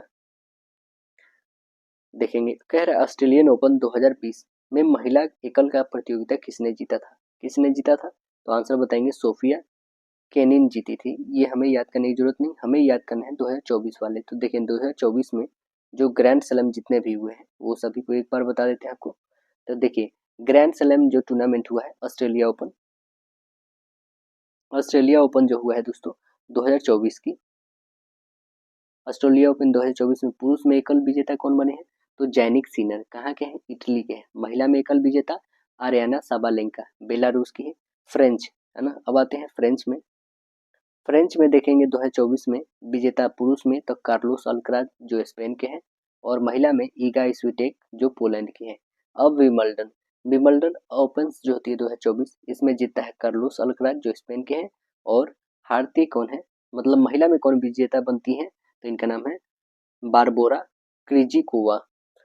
अब यूएस ओपन, यूएस ओपन में जो है जैनिक सिनर जीतते हैं जो इटली के हैं, और महिला में आर्याना साबालेंका जीतती हैं। देखिए दुनिया के बाकी देशों के साथ किसी एक देश के लेन देन को संक्षेप में बताने वाले खाते के समूह को क्या कहते हैं, उसे क्या कहते हैं, तो उसे कहते हैं भुगतान शेष यानी balance of payments. Option number right answer D कहेंगे यहाँ पे।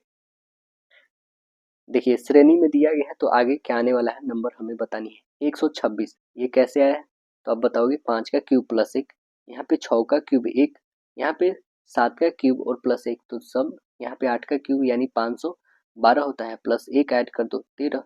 ऑप्शन नंबर सी, बंगाल के नवाब सिराजुद्दौला प्लासी की लड़ाई किस वर्ष हुआ था, कब हुआ था, तो आप आंसर बताएंगे 1757 में हुआ था। सिराजुद्दौला पूरी तरह से इसमें हार जाता है, ऑप्शन नंबर ए बन जाएगा यहाँ पे करेक्ट आंसर। फिर 100 साल बाद 1857 रिवॉल्यूशन होती है, आपको पता ही है, ये भारत की प्रथम जो है एक तरह से कहेंगे तो स्वतंत्र लड़ाई हुई 1857 में।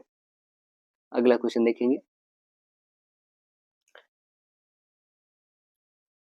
जिसके बाद जो है दोस्तों ईस्ट इंडिया कंपनी की पूरा वर्चस्व आ गया था 1757 जब जीता था उसके बाद।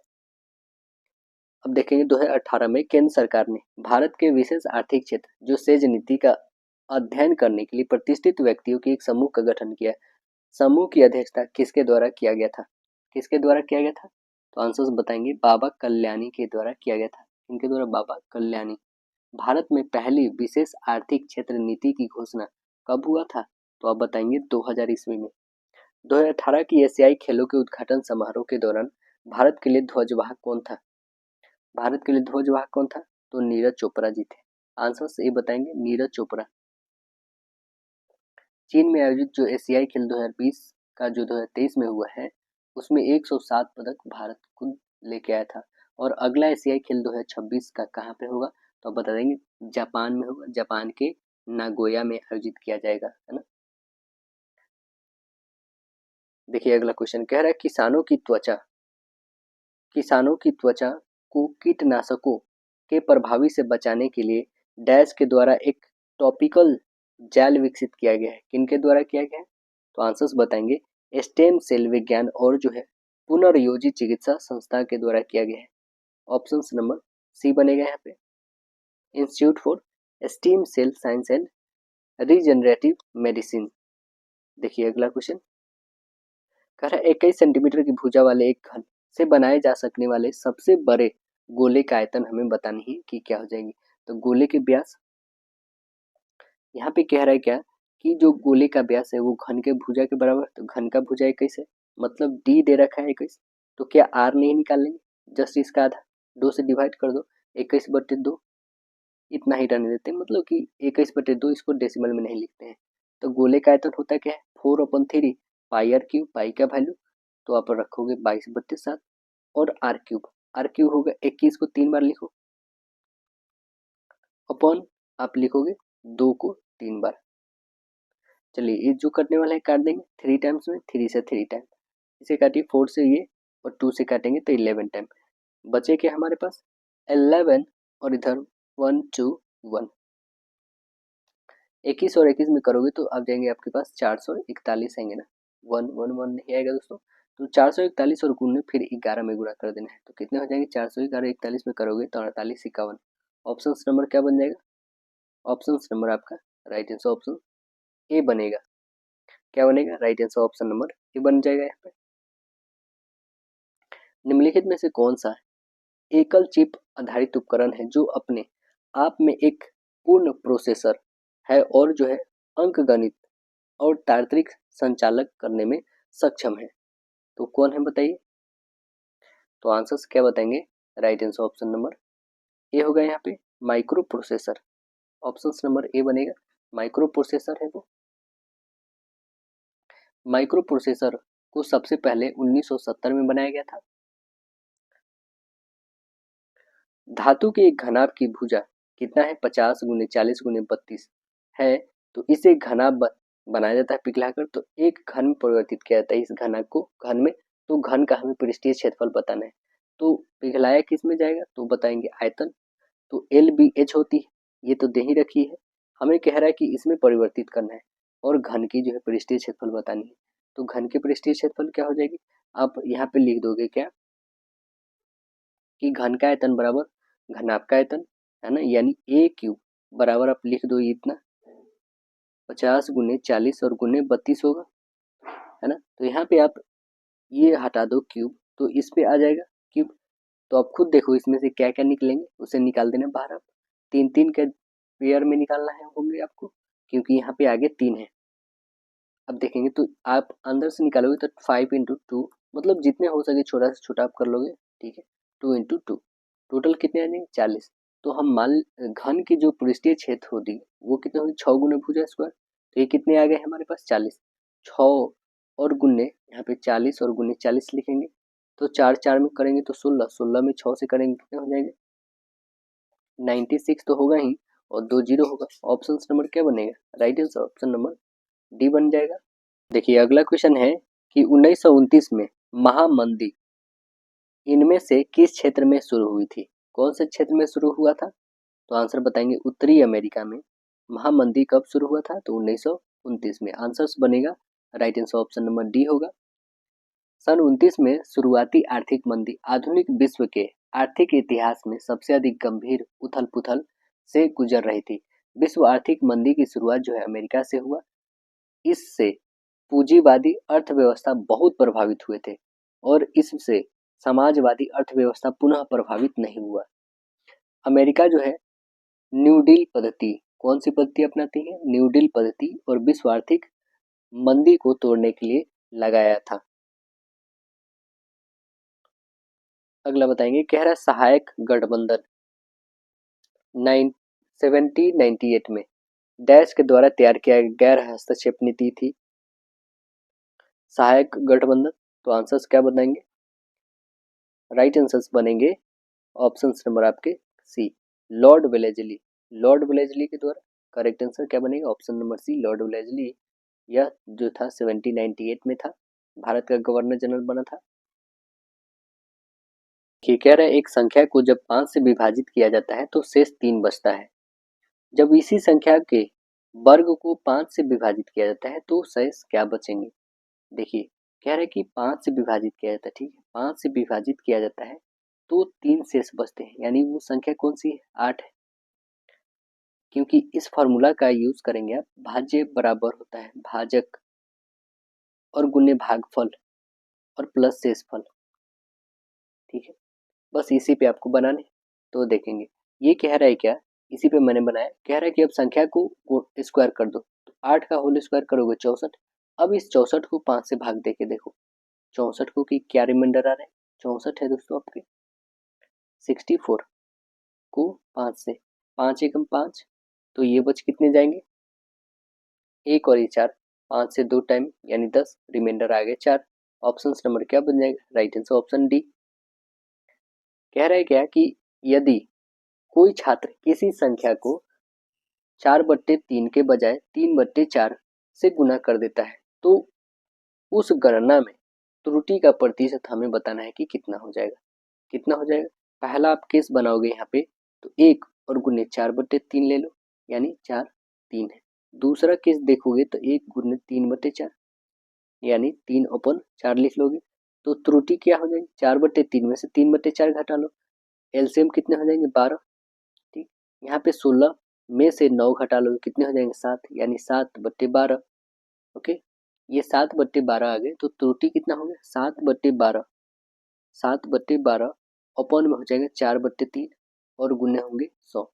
इसे काट देंगे हम, 7/12 और गुने हो जाएंगे ये 3 ऊपर चला जाएगा, नीचे 4, इसे काटोगे 4 टाइम और गुने 100, ये हो जाए कितने जाएंगे? 25, यानी बच के आ गए हमारे पास। तो इसे सीधे काट देते हैं हम लोग, तो आपके पास आ जाएंगे 43.75, लगभग हम लोग 44 बोल सकते हैं। तो ऑप्शन नंबर डी बनेगा, क्योंकि लगभग में बताने भी थे। है कि वह छोटी से छोटी संख्या ज्ञात करे जो 12, 16, 24 और 32 से पूर्णतः विभाजित हो जाए। तो कैसे निकाल लेंगे? यहाँ पे हम इन सभी का LCM निकाल लेंगे। तो आप बताओगे 12, 16, 24 और 32 का LCM कौन हो जाएगा? 102 तो होगे नहीं, 90 होगा नहीं 12 के लिए, 84 तो होगा लेकिन कि 24 के लिए 84 होगा नहीं, यानी एक ही बच गया, वो है option number D 96। Option number D हो जाएगा। देखिए यदि समीकरण दे रखे हमारे पास 2x plus 3y plus 11 equal 0 है, 6x plus ky plus 33 equal 0 संपत्ति रेखाएं है ना, कोइंसिडेंट लाइन को निरूपित करती है, तो k का मान हमें बताना है क्या हो जाएगा। k का वैल्यू कितना हो जाएगा?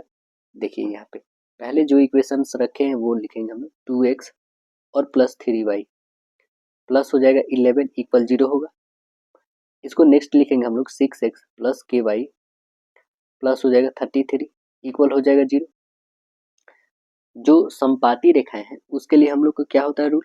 A1 अपॉन A2 होता है ना, इक्वल होगा B1 अपॉन B2 इक्वल होता है C1 अपॉन C2।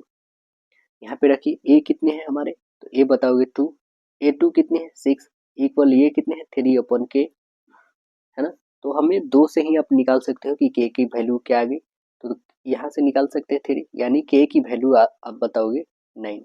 k की वैल्यू कितनी आ गई? 9। तो आंसर्स क्या बन जाएंगे? हमें k ही के तो वैल्यू बतानी थी, ऑप्शन नंबर बी बनेगा।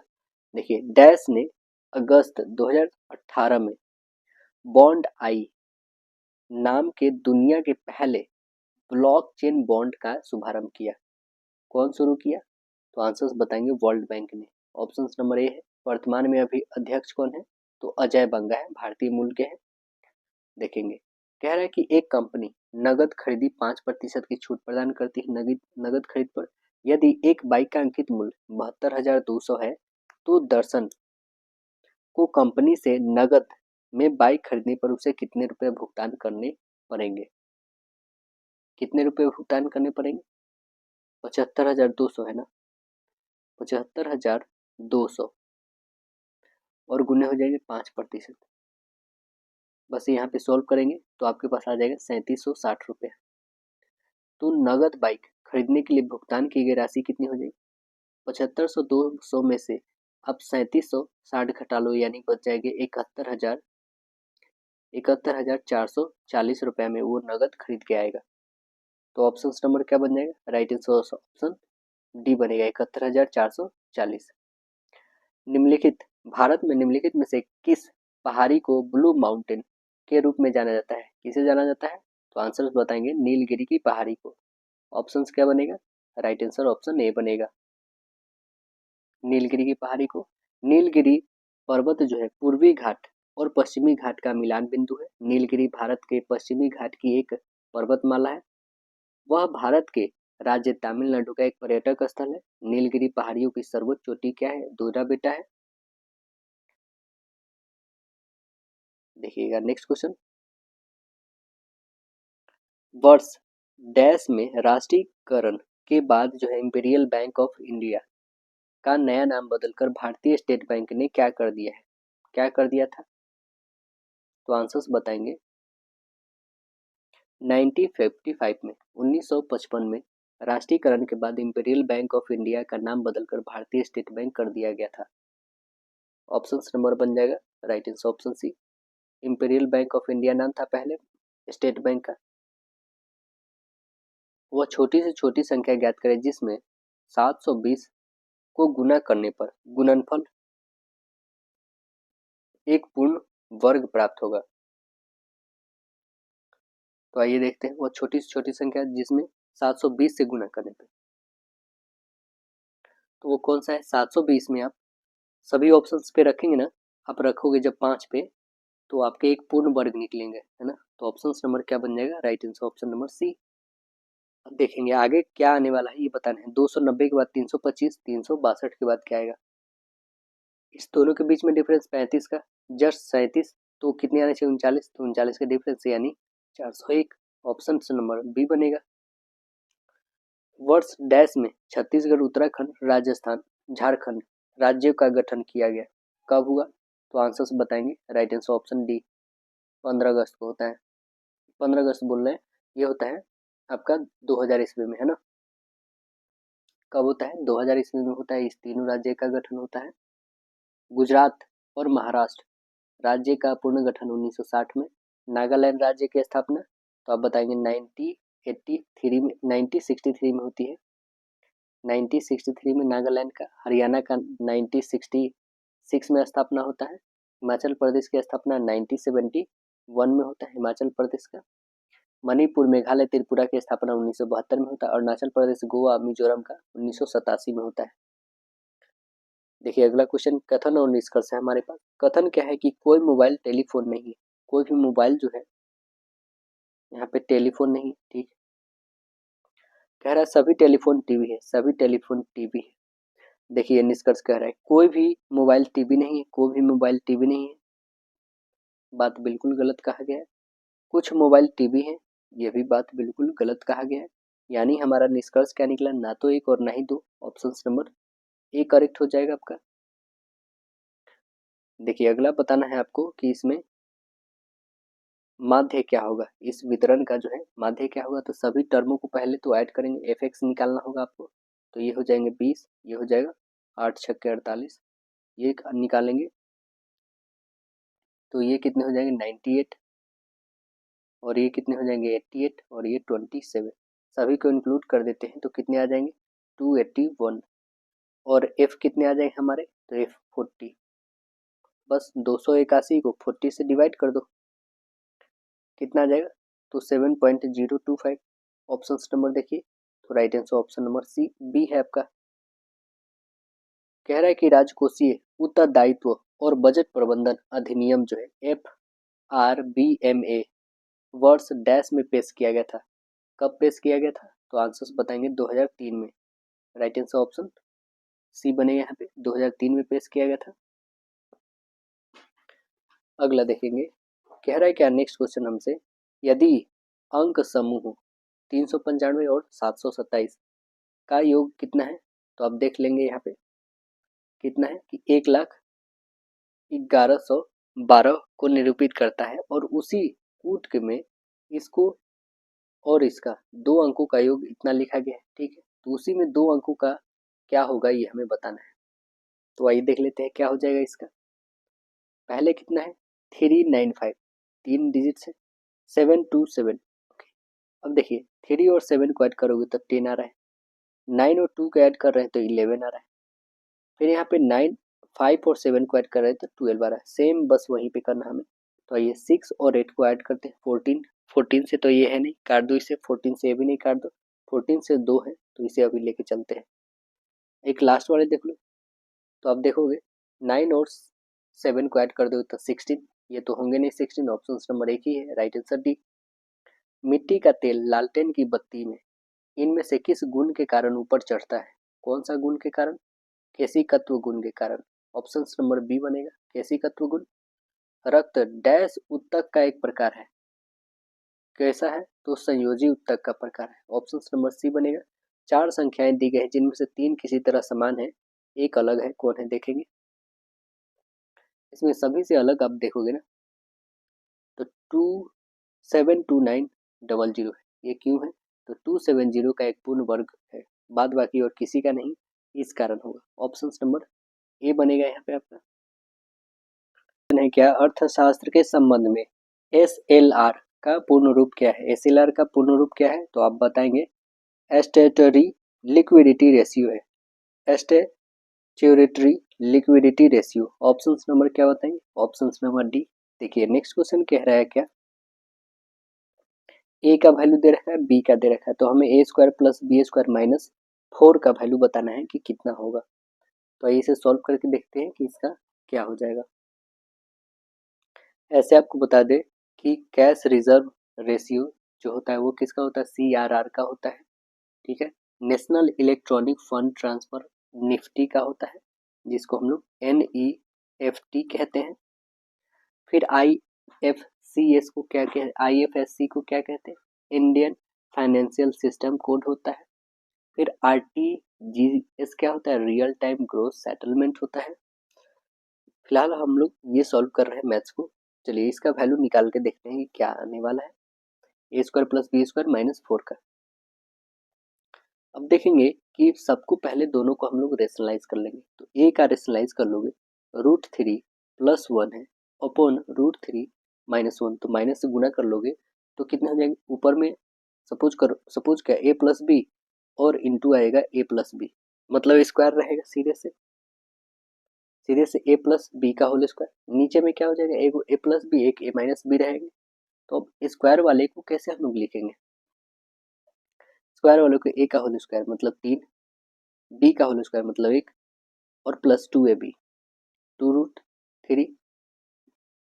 यहाँ पे करेंगे तो माइनस ए स्क्वायर माइनस बी स्क्वायर, तो 3 में से 1 घटा दोगे तो 2, यहाँ पर कॉमन कर लेते हैं 4 और 2√3 अपॉन हो जाएगा 2, 2 कॉमन कर लेते हैं तो बचेगा 2 और प्लस यहाँ पे √3 अपॉन 2, इसे काटो तो 2 आ जाएंगे, है ना। तो हमारे पास क्या आ गया? ए का वैल्यू, ए का वैल्यू आ गया 2 और प्लस √3। वैसा ही यहाँ पे बी का भी वैल्यू निकाल लेंगे रेशनलाइज करके, तो बी का कितना आ जाएगा आपके पास? फिर ए स्क्वायर निकाल लेंगे यहाँ पे इजिली, इसको स्क्वायर कर लेंगे तो ए स्क्वायर आ गया। सेम यहाँ पे बी का भी हम निकाल लेंगे, बी का भी सेम निकाल लेंगे तो आपके पास बी जो हो जाएगा वो कितना हो जाएगा? 7 माइनस 4√3। ये क्यों होगा? क्योंकि यहाँ पे सेम वही दे रखा है, बस ऊपर नीचे मतलब न्यूमिनेटर और डिनोमिनेटर चेंज करा गया है, इस कारण ये माइनस में यहाँ पे लिखेंगे। ओके, अब ये हमारे पास क्या आ गए हैं? तो ए का भी और बी का भी वैल्यू पता चल गया है। ये बी स्क्वायर का, ये ए स्क्वायर का पता चला गया। अब देखेंगे तो इसका वैल्यू कितना है? 7 और प्लस 4√3, ए स्क्वायर का वैल्यू है ना 7 प्लस 4√3 आया है, क्योंकि एग्जैक्ट वैल्यू तो ये है 2 प्लस √3, हमें स्क्वायर वाली पता करनी थी। अब देखिए बी का भी पता चल गया स्क्वायर वाली। चलिए अब वैल्यू यहाँ पे रखते हैं ए का पहले, तो यह 7 प्लस 4√3 और प्लस हो जाएगा 7 माइनस 4√7, 4√3 होगा 7 नहीं, और माइनस में हो जाएगा 4। अब इसे सॉल्व करेंगे तो कितने हो जाएंगे? तो आप बताओगे कि प्लस और माइनस पहले कट गए, 7 और 7 14 हो जाएंगे, 14 में से 4 घटा दोगे यानी 10। ऑप्शंस क्या बन जाएंगे? तो right answer option number A बनेगा 10। अब देखेंगे हमें क्वेश्चन इसमें 3 बनने वाले हैं 86 से लेके 89 तक। आइए इसे सॉल्व करके देखते हैं।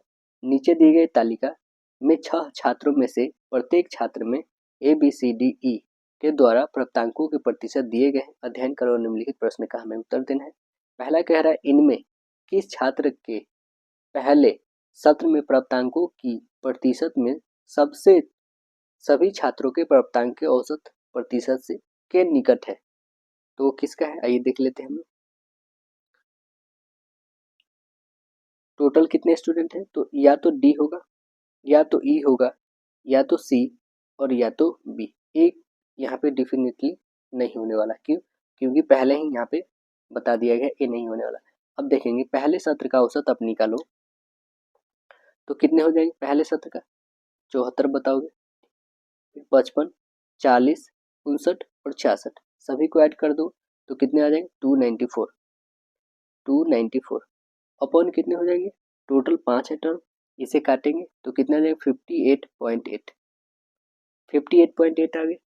अतः जो हमारा औसत प्राप्तांक है छात्र डी कितना है? डी का आप देखोगे तो 59 अप्रोक्सीमेटली निकाली थी, 58.8 आया, मतलब 59 ही बोलेंगे ना।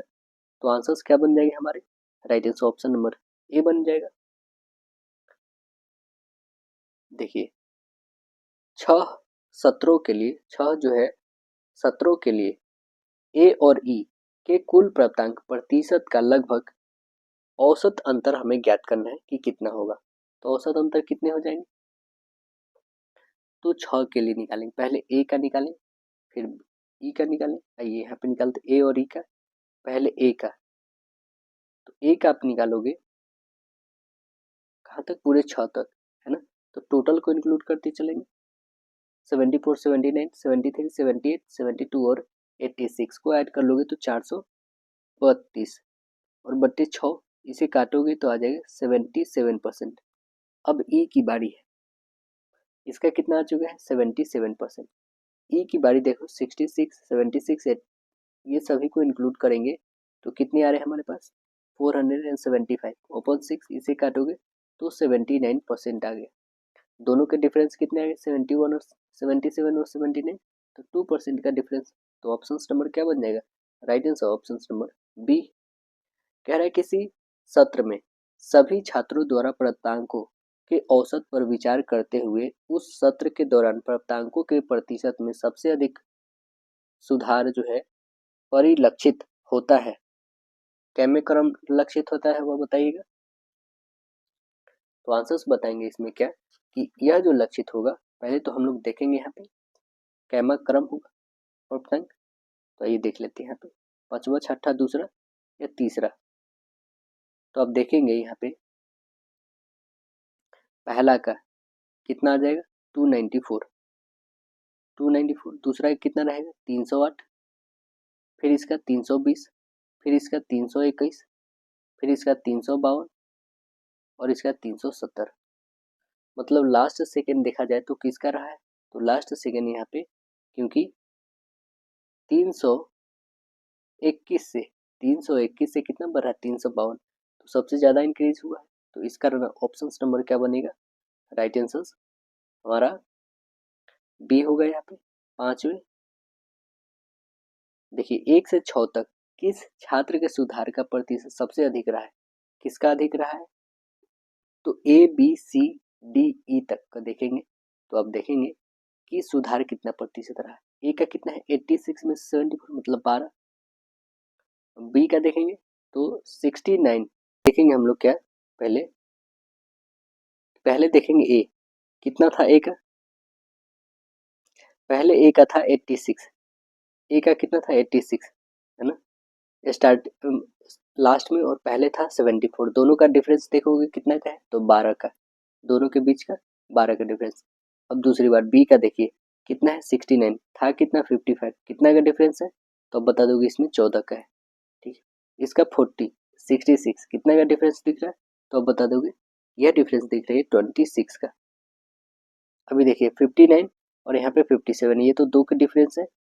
अब 66 और 92 कितने की डिफरेंस है, तो ये डिफरेंस है आपके पास।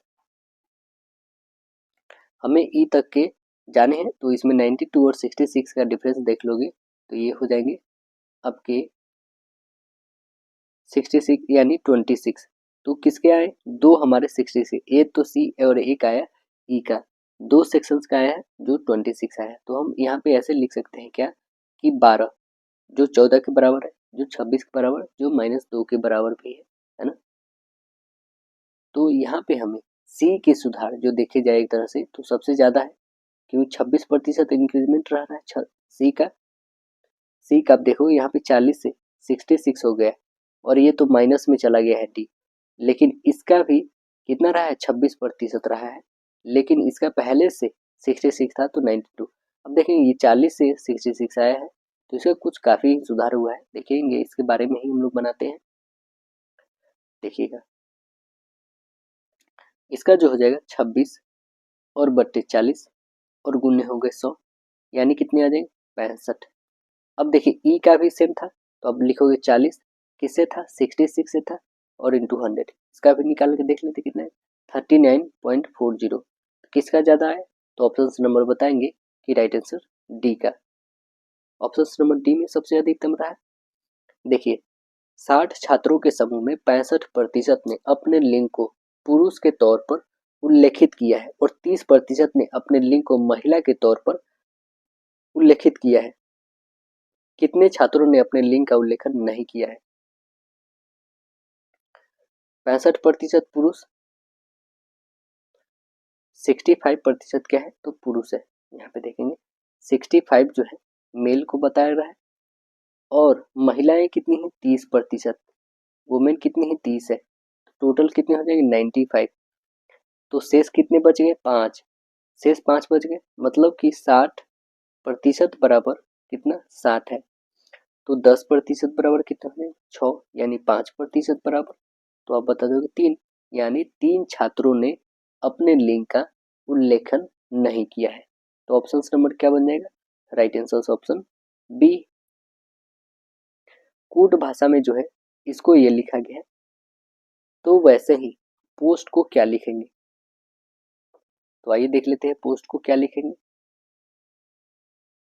यहाँ पे देखेंगे कि एल से एल को स्टार्ट करा है, ठीक है, ओ जस्ट सेकंड में चला गया, सी जस्ट थर्ड में चला गया, के जस्ट फोर में चला गया, तो हम भी वही करेंगे, पी से स्टार्ट होगा सभी, ओ सेकंड वाला में ओ है, ठीक है, इसमें भी है, इसमें और तो ये तो होंगे नहीं, इसमें तो है ही नहीं सेकंड में।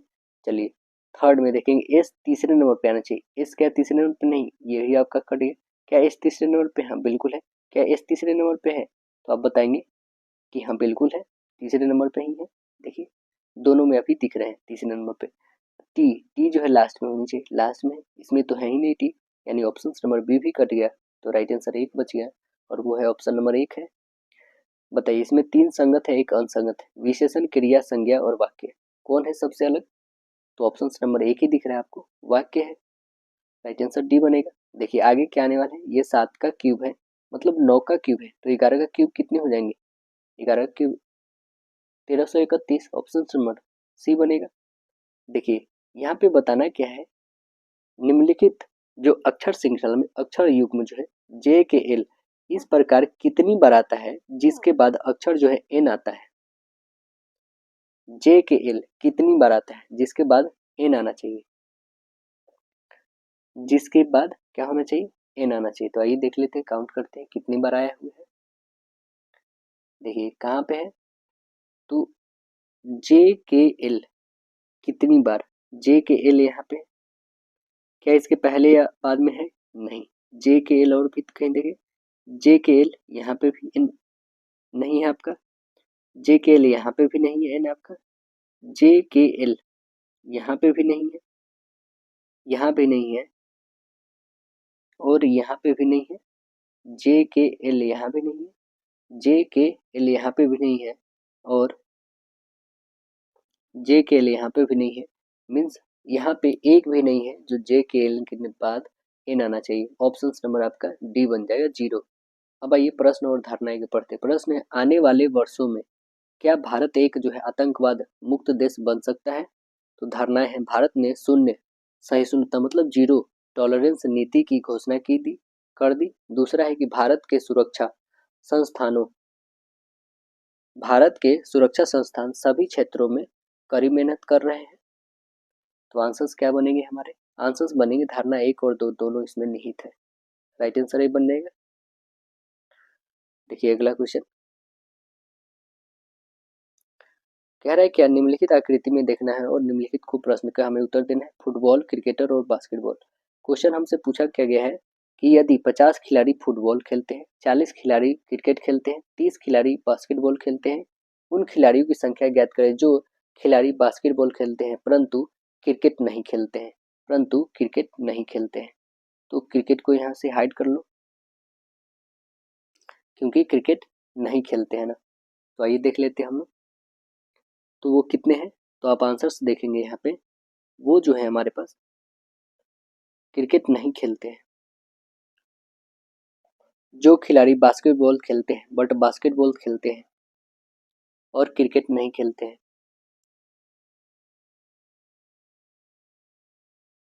तो वो कितने हैं?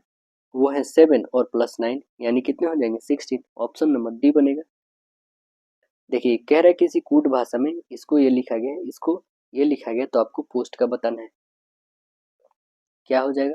y को 4 लिखा गया, e को 3, s को 5 का यूज करा गया है यहाँ पे। चलिए जस्ट यहाँ पे t को 7, o को 0 और 5 p लिखा गया। तो p के लिए क्या है 9, तो 9 से स्टार्ट करने वाला देखिए 3 है। जस्ट o के लिए क्या लिखा गया, तो o के लिए 0 है, 9 के बाद 0। s के लिए क्या लिखा गया, तो 5 ऑप्शन नंबर ये भी कट गया। अब देखेंगे टी के लिए क्या लिखा गया, तो टी के लिए लिखा गया आपका 7। ऑप्शन नंबर एक ही है, वो ऑप्शन नंबर बी है आपका।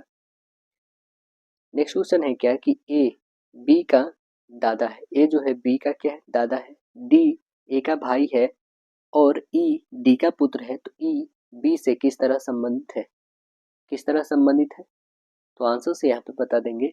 यह जो है या तो इसके चाचा या ताऊ फूफा लगेंगे, है ना। आंसर्स क्या बन जाएंगे, right answer option B correct हो जाएगा। बहुत ही सिंपल। देखिए कह रहा है भारत बाघ नेपाल क्या होगा। भारत बाघ नेपाल जो है गाय राष्ट्रीय एनिमल है। आंसर्स बन जाएंगे right answer B. Last question को देखेंगे। कह रहा है 50 खिलाड़ी फुटबॉल खेलते हैं, 40 क्रिकेट खेलते हैं, 30 खिलाड़ी बास्केटबॉल खेलते हैं, उन खिलाड़ियों की संख्या ज्ञात कीजिए जो खिलाड़ी फुटबॉल या क्रिकेट खेलते हैं परंतु बास्केटबॉल नहीं खेलते हैं। तो वो कितने हो जाएंगे प्लेयर देखेंगे। पहले उन खिलाड़ियों की संख्या जो फुटबॉल या तो क्रिकेट खेलते हैं परंतु बास्केटबॉल नहीं खेलते हैं ना। पहले तो हो जाएगा 24 + 14 और +12 सभी को इंक्लूड कर लो तो हो जाएंगे 50। यानी करेक्ट आंसर क्या बनेगा, ऑप्शन नंबर आपका सी बनेगा। तो आशा है दोस्तों वीडियो पसंद आएगा। फिर मिलते हैं नेक्स्ट सेशन में, जब तक के लिए धन्यवाद।